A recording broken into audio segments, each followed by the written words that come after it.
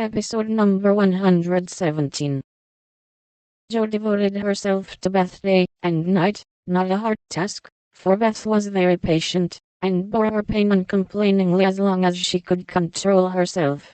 But there came a time when during the fever fits she began to talk in a hoarse, broken voice, to play on the coverlet as if on her beloved little piano, and tried to sing with a throat so swollen that there was no music left. A time when she did not know the familiar faces around her, but addressed them by wrong names, and called imploringly for her mother.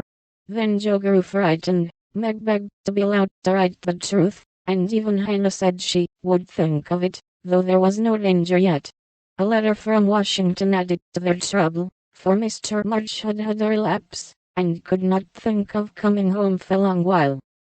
How dark the days seemed now, how sad and lonely the house, and how heavy were the hearts of the sisters as they worked and waited, while the shadow of death hovered over the once happy home. Then it was that Margaret, sitting alone with tears dropping often on her work, felt how rich she had been in things more precious than any luxuries money could buy, in love, protection, peace, and health, the real blessings of life. Then it was that Jo, living in the darkened room, with that suffering little sister always before her eyes, and that pathetic voice sounding in her ears, learned to see the beauty and the sweetness of Beth's nature, to feel how deep and tender a place she filled in all hearts, and to acknowledge the worth of Beth's unselfish ambition to live for others, and make home happy by that exercise of those simple virtues, which all may possess, and which all should love and value more than talent, wealth, or beauty.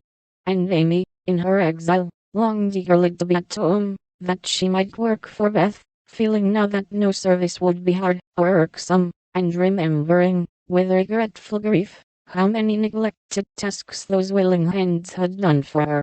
Laurie haunted the house like a restless ghost, and Mr. Lawrence locked the grand piano, because he could not bear to be reminded of a young neighbor who used to make the twilight pleasant for him. Everyone missed Beth. The milkman, baker, grocer, and butcher inquired how she did.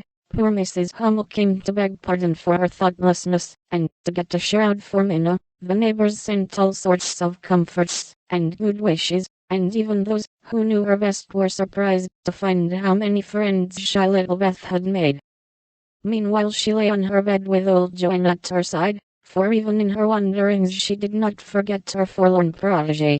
She longed for her cats, but would not have them brought, lest they should get sick, and in her quiet hours she was full of anxiety about Jo.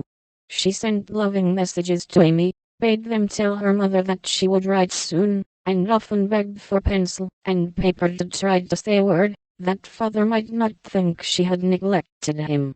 But soon even these intervals of consciousness ended, and she lay hour after hour, tossing to and fro, with incoherent words on her lips, or sank into a heavy sleep, which brought her no refreshment.